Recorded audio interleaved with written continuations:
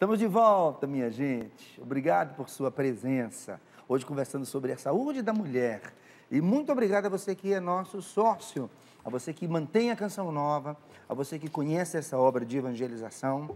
E uma maneira muito bacana de conhecer é se aproximando de nós, acompanhando a TV Canção Nova, perdão, acompanhando a programação da Rede Canção Nova de rádio, os nossos acampamentos, a programação aqui em Cachoeira Paulista, onde é a sede da Canção Nova, ou em outras casas missionárias onde a Canção Nova está. Venha nos conhecer, porque, de fato, nós precisamos que você nos conheça para que você também venha aderir a essa missão junto conosco. Eu quero saudar os nossos sócios e quero dizer que todos eles recebem tanto os sócios Kids, que são muitas crianças, muitos filhos de sócios que já são sócios da Canção Nova, porque a gente tem que pensar na geração que está vindo aí. Aqui está a revista Canção Nova Kids, com assuntos que dizem respeito especialmente à garotada. Nele também está o boleto bancário. Eu já vou dar informações para você bem precisas sobre a utilização do boleto que vem na revista Canção Nova Kids e que vem também na revista Canção Nova, essa para o nosso sócio desde tanto tempo, graças a Deus, nesta revista aqui, falando sobre a evangelização. Evangelize com atitude, é um dos temas principais. Aqui está, como eu lhe falei, também o boleto bancário do nosso sócio, aqui está o seu número de identificação, e o sócio ele recebe com a revista Canção Nova, como eu já lhe disse, o boleto bancário. E ele pode realizar a sua doação a partir do boleto bancário em caixas eletrônicos, em caixas das lotéricas, nas frentes de missão da Canção Nova e em agências bancárias. Os boletos eles não possuem um valor estipulado, mas nós sugerimos que você os utilize a partir de R$10 por conta da produção, taxas bancárias, a taxa de envio também. Se você é sócio através do débito automático, depois eu vou falar sobre isso, você também recebe a revista com o boleto bancário, porque você também pode utilizá-lo durante o mês para colaborar conosco quando aperta a nossa campanha de cada mês, é exemplo daquilo que nós acompanhamos no mês passado. Para tornar-se sócio, entre em contato com a gente nesse mesmo telefone que você participa aqui no Trocando Ideias, no 0 Operadora 12 3186 2600 ou acessando clube.cançãonova.com. Sua presença é sempre mais que bem-vinda. Vamos ao tema do programa de hoje. Tira uma dúvida minha só. Pois não, querida. Antes da próxima pergunta. A revista de criança é uma assinatura separada? É uma assinatura separada, sim. Ah, porque é interessante para as crianças. Eu não tinha me atentado nisso, porque é muito difícil um material bacana, católico, interativo para a criança. E aí a criança liga e fica um sócio Kids, é isso? Perfeito. Na maioria das vezes são os pais que entram em contato. Sim, porque no caso eu sou sócia. Então você vai ligar e vai tornar sócio. E faço um adendo isso para as crianças, aí vão vir as duas. Eles vão receber. Ó, tá vendo? Eu da casa e não tinha dos meninos. Ah, que oportunidade boa. Pronto, vamos começar. Obrigado, querida. Tinha tentado que eu receba a mensal do clube, né? Sim. Mas não tinha das crianças. Pois agora a gente vai resolver isso já? Já. Que bom. Fernanda, por favor. Pergunta para a Elaine. Vamos lá. A pessoa pediu para não ser identificada. Tem uma filha que está com depressão e não quer sair de casa. Antes ela tinha muita ansiedade. O que posso fazer para ajudá-la? Às vezes fico perdida. Já faz um mês que ela toma remédios. Bom, um passo importante, né, nesse caso, já foi o começo da medicação. A medicação não tem um efeito imediato, então é interessante entender que às vezes a gente tem a sensação, né, quando você está cuidando de uma pessoa da tua família com depressão, que ele foi para o médico e começou a tomar o remédio, a coisa já vai melhorar.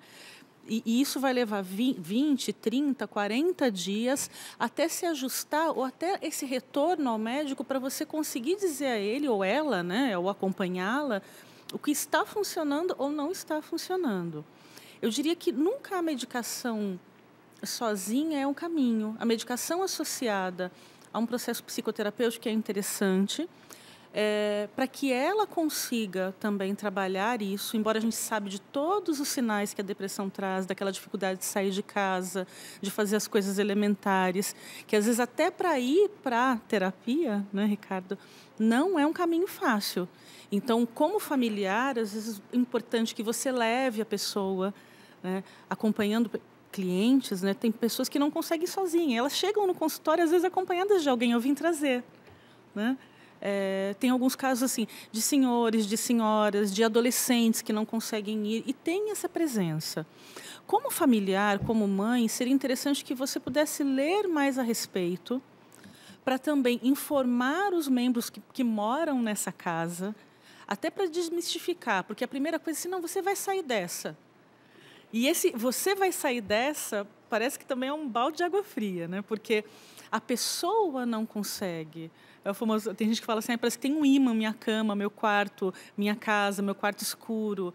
Porque, de fato, é esse processo que ainda ela não está vivendo bem, que ela precisa equilibrar aos poucos e que leva um tempo maior para alguns, menor para outros, que nem sempre reage num primeiro momento a essa medicação, né? Às vezes é até mais refratário, né? Ou seja, mais resistente à medicação. Então, todo o acompanhamento médico e não abandonar, isso é importante. Acho que são os passos que eu posso dizer para você já num primeiro momento, que vocês não abandonem, sigam, leia, se informe e também informe sua família. Porque às vezes até a forma de você conversar com um paciente depressivo, né, que não é um incapaz, mas ele está num momento, né, se sentindo ou vendo o mundo dessa maneira, né? E se você tem aquela coisa, não, você tem que fazer, você tem que conseguir. Essa pressão também é difícil para a pessoa depressiva administrar naquele primeiro momento. Né? Obrigado, querida. Nada. Próxima pergunta, Fernanda, por favor. Doutora Elizabeth, a Débora pergunta, já fiz 3 cesáreas e gostaria de saber se numa 4ª gravidez há possibilidade de parto normal. Débora. Débora seria bom, mas é difícil. Depois de uma cesárea, pode ter um parto normal. Depois de 2 cesáreas, fica um pouco mais difícil. E depois de 3 ou de 4, não é impossível você ter mais filhos, mas provavelmente vai ser cesárea mesmo. Porque no local que se abre o útero para tirar o nenê, fica uma cicatriz. E essa cicatriz ela é menos resistente que a musculatura normal do útero. Então, provavelmente nenhum médico... Pode acontecer por acaso, que você chegue com o neném nascendo, sem você perceber, mas é muito difícil. Provavelmente vai ser cesárea mesmo. Obrigado, doutora. Entre uma pergunta e outra, eu vou contando da nossa agenda para você. Eu sei que já está bem na frente, mas é bom que você já saiba que no primeiro final de semana de setembro, Eliana e eu estaremos pregando um retiro para casais em Campina Grande. Então, estou dando um alô para João Pessoa, Campina Grande e toda esta região aí do estado da Paraíba, que no primeiro final de semana do mês de setembro, nós estaremos aí em Campina Grande, pregando um retiro para casais. Quem está à frente desse retiro são os nossos amigos da comunidade Pio X. Você já pode entrar em contato desde já. Estou avisando porque eu sei que neste ano nós teremos 5 ou 6 feriadões. E este é um deles, não é? E é bom que você se organize para vir participar com a gente deste retiro. Vamos à próxima pergunta. Obrigado, viu, por você estar participando com a gente. Para a doutora Priscila, fiz um ultrassom e descobri que tenho mioma no ovário, com volume aumentado, medindo 3,4 centímetros. Já estou no 2º mês de tratamento com tibolona, mas gostaria de saber se tem alguma comida que não devo comer. Ela disse o nome, não? É Conceição Florencio. Conceição. Conceição, eu não entendi muito bem a sua pergunta, porque o mioma é no útero, não é no ovário. Então, ela está dizendo que ela está com um mioma ou um cisto no ovário, talvez? Isso. É um cisto? Ela disse mioma no ovário direito. Provavelmente é um cisto, acredito, né? E existem vários tipos de cisto, e se a opção da medicação foi a tibolona, eu acredito que ela já esteja mais próxima à menopausa do que em idade fértil, mais jovem, porque é uma medicação que a gente usa mais quando a mulher já está na fase do período de vida fértil dela. Esses cistos podem ser cistos funcionais, que a gente fala, que é quando está relacionado à produção de hormônio do ovário durante o ciclo. Pode ser cistos hemorrágicos, um folículo que foi eclodir e nesse momento teve uma pequena hemorragia. E aí o tratamento vai depender da causa. Então é difícil eu dizer para você qual vai ser o resultado tomando a tibolona. Vai ter que ser acompanhado, provavelmente depois de 3 meses a 4 meses de tratamento, repetir esse ultrassom para ver o que aconteceu com ele. Tá? Não dá para te dar muita certeza. Obrigado, Priscila. Você quer complementar, doutora? Não, você que tem que completar, ela perguntou de alimento. Ah, perdão, não. Alimentação, não. Nesse caso de cisto, não. Obrigada, doutora. Não vai interferir. Não vai interferir.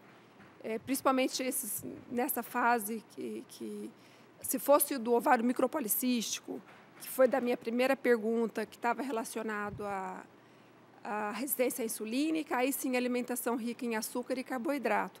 Mas esses cistos únicos, isolados, a alimentação não interfere. E se for mioma, e se for no útero, também não se preocupe com a alimentação. Também não vai ter interferência na alimentação. Exato. Obrigado. E obrigado a você que está participando e nos dizendo a sua idade. E ajuda bastante. Ajuda a idade. Eu esqueci de falar isso no início do programa. Mesmo se não quiser identificar pelo nome, a idade isso, já... a idade até vai ser muito importante. É um dado importantíssimo para a resposta. Obrigado. Viu, minha gente? A Graziele Pilon parabeniza a Elaine pelo seu aniversário e pergunta: fiz bariátrica há 5 meses e percebi uma mudança imensa na minha ansiedade. O que fazer? Ok. Quando nós falamos Graziele, quando nós temos a cirurgia bariátrica, ela traz a redução de estômago, né, como se fala, o processo para emagrecimento, quando você tem obesos com obesidade mórbida. A alteração metabólica de comportamento eu diria assim, é um processo que não é tão simples assim. Ele é violento do ponto de vista, né, do organismo, porque você interfere no funcionamento do teu intestino, do teu estômago. Então, isso traz consequências para todo o teu organismo, né? Muitas vezes você vai lidar, ela não fala eu acredito que essa ansiedade esteja aumentada, você muda o seu padrão de alimentação. Então, nos 4 primeiros meses, ela está começando a inserir alimentação sólida. O tempo que você fica com alimentação pastosa, imagina uma pessoa que mastigava muito todos os dias, né? E ela passa, então, a tomar líquidozinhos, pastas, até você reintroduzir. Isso, por si só, já é uma mudança. Por isso que a preparação pré- e pós-operatória é bastante importante. Então, eu diria, se a equipe que te operou não indicou, procure uma ajuda, porque essa ansiedade pode levar você a um caminho de uma alimentação mais calórica, porque ela, teoricamente, sacia essa ansiedade, ela vai aplacar essa ansiedade, mas com isso ela pode não ter a perda de peso necessária ou até sofrer as consequências da alimentação calórica. Porque nesses primeiros meses, se você, por exemplo, come doces, frituras, refrigerantes, você passa muito mal, né? Mas entender a mudança que você está passando, que você está trocando, porque, na verdade, você não é uma pessoa magra, né? Você sempre ouve os especialistas em cirurgia bariátrica que você é um gordo emagrecido. O gordo emagrecido tem a cabeça ainda de gordo. Ele come como um gordo. E, às vezes, ele tem esses desejos todos ainda que estão se assentando dentro dele. Então, é uma mudança mais ampla.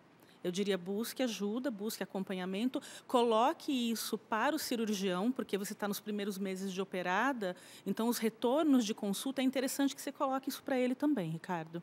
Tá? E eu posso complementar já rapidinho com uma pergunta que tem aqui? Sim, pressa nenhuma. Ótimo. Vai ser aniversário. Não, mas vamos lá. Correr. É que a pessoa me mandou aqui pelo Twitter, né? A Gracineide colocou aqui que ela é muito ansiosa e ela não consegue tomar ansiolíticos devido ao mal-estar que eles causam. O que eu devo fazer? Então, acho que eu convido até a doutora Priscila a também responder por se tratar de medicação, né?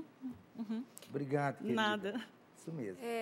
Complementando a primeira pergunta da Graziele, da cirurgia bariátrica, exatamente isso que a Elaine falou. Eu tenho já há alguns anos acompanhado alguns pacientes que passaram pela cirurgia, mais conhecida como redução de estômago, o nome é bariátrica, e é fundamental a equipe multidisciplinar. Não dá para fazer a cirurgia e abandonar a equipe, porque muitas vezes a pessoa fica naquela ansiedade de achar que vai operar e que vai resolver o problema. Não vai. Uma das formas de tratamento da obesidade é a cirurgia, mas você vai precisar de um nutricionista, de uma psicóloga ou um psicólogo, do seu endocrinologista, do cirurgião, e as intercorrências a gente vai vendo pelo caminho. Porque é muito comum. Essa pessoa tinha ansiedade, era ansiosa, e o foco dessa ansiedade, no que aliviava a ansiedade, a angústia, os medos, as inseguranças, era a comida. De uma hora para outra, ela dorme com um estômago enorme e acorda com um estômago desse tamaninho. Eu vou querer comer e vou fazer o quê? Alimento calórico, leite condensado, uma trufa de chocolate, você consegue, num pequeno volume, ingerir um grande valor calórico que vai te dar a sensação do prazer, mas você vai passar muito mal, como a Elaine falou. E aí a pessoa, às vezes, começa a gerar outros tipos de problema que a gente, inclusive, já conversa com o paciente no pré-operatório. Desvio para querer beber, para querer comprar, uma vida que vai desviar o foco para alguma outra motivo de trabalhar essa ansiedade. Então, precisa dessa equipe multidisciplinar. Se você não tinha, não tem problema, nunca é tarde, você está nascendo de novo para a vida alimentar. Então, vamos atrás. Precisa de uma equipe de psicólogos para te ajudar, se precisar de psiquiatra para fazer essa parceria da medicação, que é onde eu vou entrar falando da medicação. Existe uma gama muito grande de medicação para ansiedade. Então, existem os antidepressivos, que têm ação de ansiedade, como ansiolíticos. Existem os ansiolíticos clássicos, que são os benzodiazepínicos, que é mais conhecidos como o diazepam, o rivotril, o Lorax, que é o bromazepam. E alguns antidepressivos que têm um potencial muito bom para a ansiedade e um leque, uma variedade de neurolépticos, antipsicóticos, anticonvulsivantes, que são usados.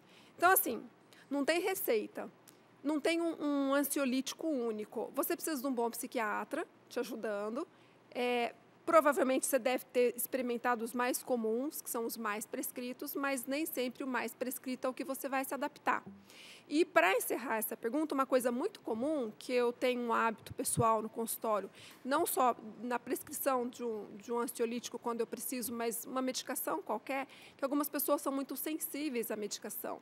Então, se uma determinada medicação, o uso para ansiedade é 20 miligramas, eu costumo começar com 5, com 10, com 15, porque às vezes a pessoa toma uma primeira dose, no que a gente já chama de dose terapêutica, ou seja, a dose que você precisa, e você tem muito efeito colateral e cria pavor daquele remédio. Fala, esse aqui eu não tomo nunca mais. Quando, na verdade, esse mal-estar tão intenso que você teve foi de já ter começado numa dose inteira. Então, se você é aquele paciente que fala assim, doutor, eu tomo dipirona, eu vou para a cama. Então, provavelmente, você tem uma sensibilidade maior, fala isso para o seu médico. Porque daí, na hora de entrar com uma medicação, um ansiolítico, um antidepressivo, ele vai fazer um escalonamento mais progressivo e chegar na dose que você precisa mais devagar. E paciência. Se não deu certo primeiro, vamos para o segundo, até conseguir uma solução. Obrigado. Okay? Você, por favor, continua ajustando a sua agenda com a nossa. Você já percebeu, não é, que o ano já começou até a correr mais do que o normal. A Festa da Misericórdia já está chegando. É no mês que vem, nos dias 10, 11 e 12 de abril.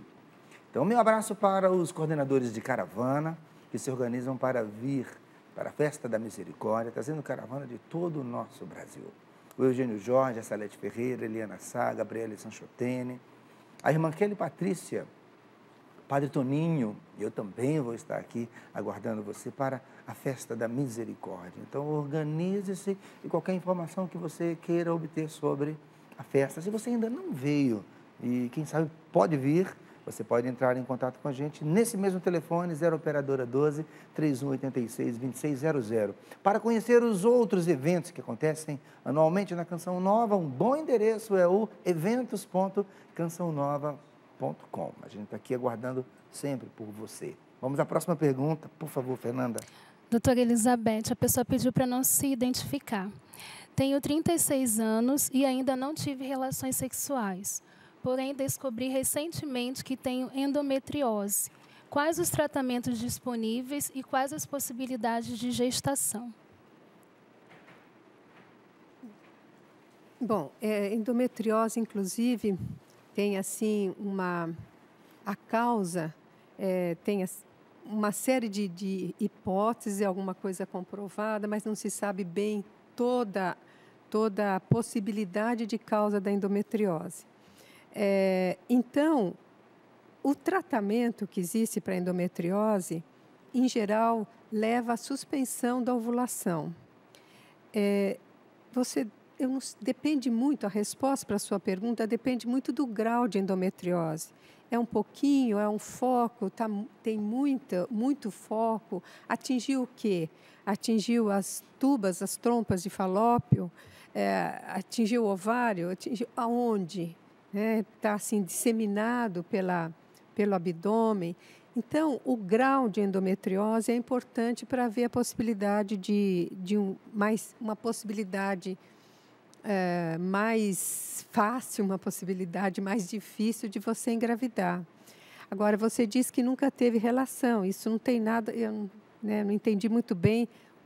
Você informou, acredito que então você não é casada, porque você disse que nunca teve relação e tem 36 anos, não é, Isso. Fernanda?